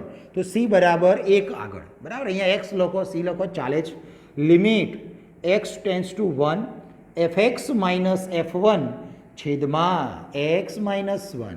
હવે અહીંયા f1 જોશે તો તમે અહીંયાથી નક્કી કરી દઈએ કે f ઓફ 1 ની કિંમત કેટલી લખવી, મતલબ ઇક્વલ ટુ 1 ક્યાં છે? ઇક્વલ ટુ 1 તો અહીંયા છે, તો એનો જવાબ શું છે? 1. તો અહીંયા આપણે પહેલેથી લખી નાખ્યા 1. આટલું તો તમને ખ્યાલ આવી જાય છે. હવે અહીંયાથી આપણે યાદ આવી જાય બે રસ્તા. બરાબર. એક રસ્તો આ બાજુ અને એક રસ્તો આ બાજુ. એક ડાબી બાજુનો જેની અંદર આપણે 1 માટે ચકાસતા હોઈએ તો આપણને ખ્યાલ આવી જવો જોઈએ 1 માટે ડાબી બાજુ 1 થી ઓછી 1 માઇનસ h, 1 થી વધારે તો કે 1 પ્લસ h. આ કિંમત લેવી પડે. બરાબર. ચલો તો એક વખત 1 માઇનસ h લઈ લઈએ. તો આપણે જ્યાં x દેખાય છે આ xની જગ્યાએ શું લઈ લીધા? તો કે 1 માઇનસ h. બીજી વાર xની જગ્યાએ શું લઈ લીધા? તો કે ભાઈ 1 પ્લસ h. આપણને આટલું આવડી જાય. ચલો હવે x ટેન્ડ્સ ટુ 1 હોય, x ટેન્ડ્સ ટુ 1 તો ભાઈ h કેટલા થાય? તો કે 0 જ થાય. 1 મૂકો, 1 1 ઉડે, h 0 જ થઈ જાય. આમાં પણ x ટેન્ડ્સ ટુ 1 હોય તો xની જગ્યાએ તમે અહીંયા 1 મૂકશો, 1 1 ઉડી જાય એટલે h ટેન્ડ્સ ટુ શું થઈ જશે? તો કે 0 થઈ જાય. હવે આ બધાને ઉપાડીને આપણે ઉપર નાખીએ તો તમે જોઈ શકો લિમિટ x ટેન્ડ્સ ટુ 1 બદલાઈ અને h ટેન્ડ્સ ટુ 0 આવી. એના બાજુમાં f ઓફ x, xની જગ્યાએ 1 માઇનસ h. બાજુમાં f ઓફ 1 જેની કિંમત ઉપર આવી ગઈ 1. છેદમાં કેટલા છે? તો ખાલી ને ખાલી h કે માઇનસ h જોઈ લેવાના. અહીંયાથી તમે આ x 1 ને આ બાજુ લો તો x માઇનસ 1 બરાબર શું મળશે? તો કે માઇનસ h. તો આપણે શું લખવા પડશે? Minus h. બરાબર. હવે આ જો વિધેય 1 માઇનસ મતલબ એકમાંથી કંઈક ઓછું, એકમાંથી ઓછું થાય તો તમે અહીંયા આવશો, એકમાં કંઈક ઉમેરશો તો આગળ જશો, એકમાંથી કંઈક ઓછું કરશો તો એના માટેનો જવાબ શું આવશે? તો કે 0. તો f ઓફ 1 માઇનસ h જવાબ તમને શું આપશે? 0 આપશે. તો અહીંયા હું લખી દઉં એની જગ્યાએ 0 માઇનસ 1 છેદમાં માઇનસ h. ખાસ સમજજો કેમ આવું કર્યું? 1 માઇનસ h એકમાંથી કંઈક ઓછું કરો તો એકમાંથી કંઈક ઓછું કરો એ અહીંયા જ આવે. 0 less than x less than 1. કારણ કે મહત્તમ 1 એનાથી કંઈક ઓછું એ બધું આમાં આપણે એ જ લેવું છે 1 થી ઓછું. તો એનો વિધેયનો જવાબ 0. તો આ f વિધેયના હતા તો એ આખા વિધેયનો જવાબ શું થઈ જાય? 0. બરાબર. એટલે એના માટેનું વિધેય 0 છે. હવે તમે જોઈ શકો limit h tends to 0 minus minus ઉડી જાય 1/h પણ છેદમાં 0 આવે તો આપણને ખ્યાલ છે 1/0 મતલબ શું થઈ જાય? અવ્યાખ્યાયિત, ઇન્ફાઇનાઇટ. બરાબર. તો ડાબી બાજુ જેને આપણે શું કહેતા હતા? l f' of 1. બરાબર. હવે લખતા આવડી ગયો હશે. હવે જમણી બાજુ એટલે r રાઈટનો, પછી આવી જાય f' ઓફ 1.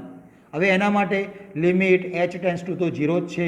f ઓફ xની જગ્યાએ 1 પ્લસ h લીધેલા આપણે અહીંયા અને માઇનસ f1. f1 ની કિંમત ચલો લખી જ નાખીએ. કેટલી આવી ગઈ હતી f1 ની કિંમત? તો કે 1 અને છેદમાં હવે આમાંથી 1 આ બાજુ આવે એટલે x માઇનસ 1 બરાબર h. તો મૂકી દેવાના અહીંયા આપણે h. હવે શું કહે છે?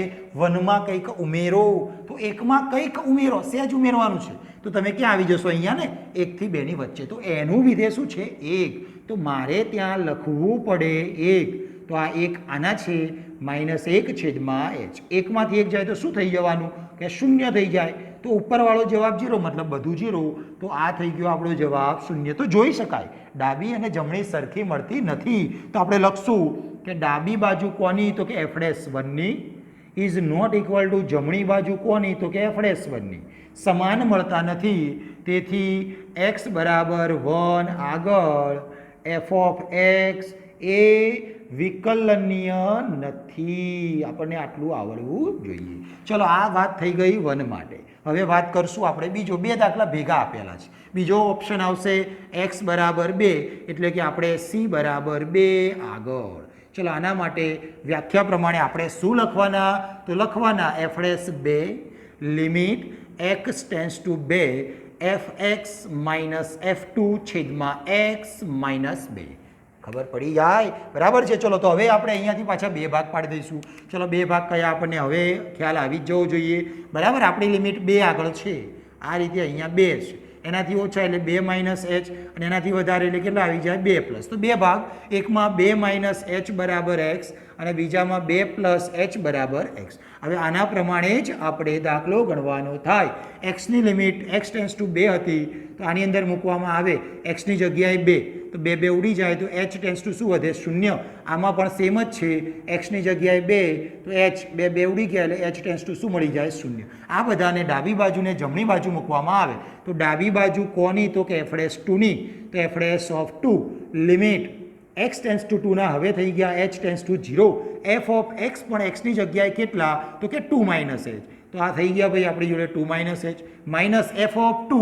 ચલો હવે f ઓફ 2 તમને કોણ આપે છે અહીંયા ઇક્વલ ટુ છે તો એનો જવાબ તો 2 છે, તો અહીંયા જ આપણે લખી નાખીએ કે f ઓફ 2 બરાબર કેટલા તો કે 2.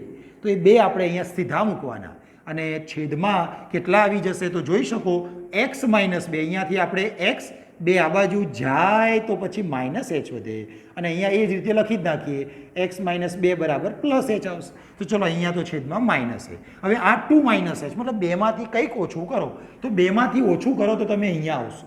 x લેસ ધેન ટુ 2 માંથી ઓછું કરો તો અહીંયા અને એનું વિધેય શું આપે છે 1. તો આનો જવાબ 1 થઈ ગયો. તો h ટેન્સ ટુ 0 આનો જવાબ 1 માઇનસ 2 છેદમાં માઇનસ h. તો તમે જોઈ શકો છો 1 માંથી 2 કાઢો માઇનસ ઉડી જાય એટલે 1 અપોન h છેદમાં 0. જવાબ યાદ આવી જાય અવ્યાખ્યાયી. ચલો એના પછી રાઈટ હેન્ડ સાઈડ એટલે r f' ઓફ 2 અને એના માટે લિમિટ h ટેન્સ ટુ 0 જ આવવાના હવે આવડી ગયો છે.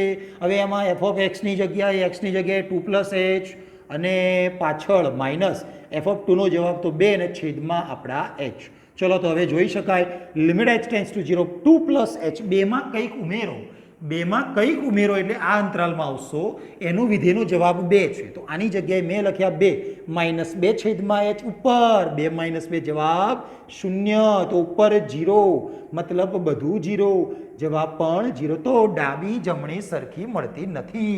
તો ખાલી લખવાનું થાય left hand side of f'2 is not equal to right hand side of f of 2 માટે x બરાબર 2 અથવા તમે c બરાબર 2 લખો તો પણ ચાલે.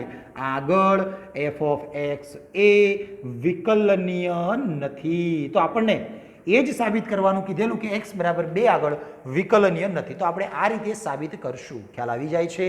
તો આ સાથે સ્વાધ્યાય 5.2 પૂરું થાય છે.